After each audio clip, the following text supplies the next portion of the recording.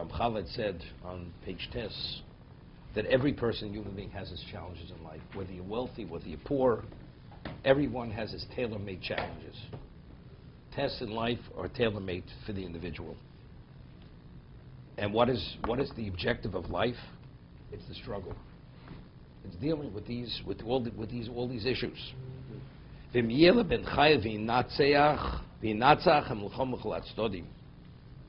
He says, if he's valiant and wins a total victory in this war,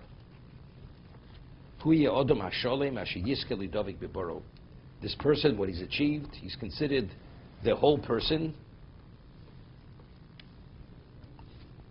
and he will merit to attach himself, to cleave to his maker, to his creator. You'll leave that corridor to enter into this large room to be able to illuminate with the light of life. Now there's a book. To the degree that he suppressed his inclination and his desire, and he distanced himself from what normally interferes me'atov, yeah, what the evaluation is. We talk about, you do a mitzvah lishma, but the different levels of lishma, right?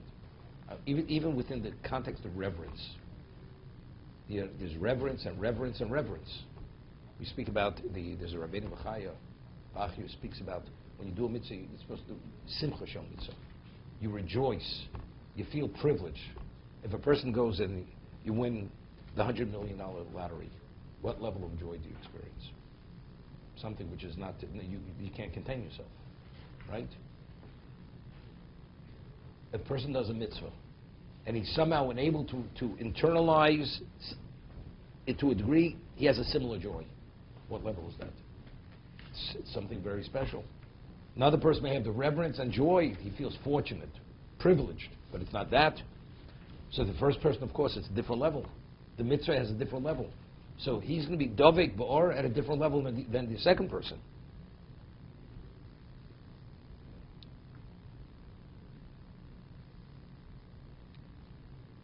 I was speaking to somebody recently, just 2 weeks ago, Rav Don Segal.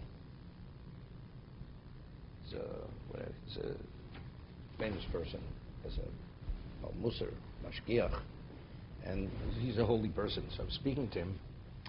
So I was speaking to him about to be spiritualized through Torah, through mitzvahs, whatever it is, and we're able to process things differently after we're spiritualized. You know, there's a famous word from the Vilna Gaon. You know, we speak about das Torah, is the Torah mind.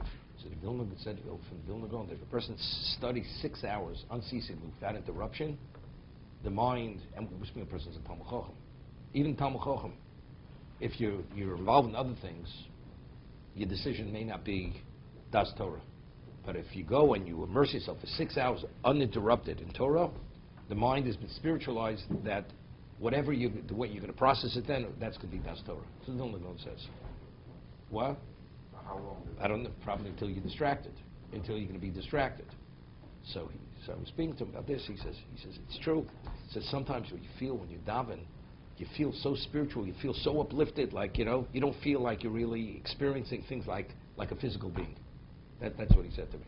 He says, yeah, he says he knows when he sometimes, you know, you feel like you're on another plane. The answer is because that's what he lives his life. If you see the way he talks and the way he behaves and the way he speaks and the way he processes things, it's this. He's like literally his level of simcha is not to be believed. You know, he almost like dances. You know, he jumps and dances. He's so infused with simcha, it's unbelievable. Because he feels, you know, it's like the ultimate privilege to be able to, you know, to do the mitzvah, to study, to daven, this, it's right? He's not running out after Tachman. Yeah, got it. You know, he'd send somebody else over to the Omer to take over till the finish. He's not one of those kinds of Jews. What's his name? Rav Don Segal. He's Israeli. He was born in Israel. He was in Brooklyn. Okay?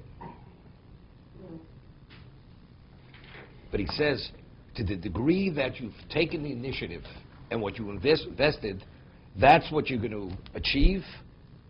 And that's the level of joy you're going to have. So it's literally, the evaluation is so exact. And it goes positive and negative. Chas v'sholom. Person sins.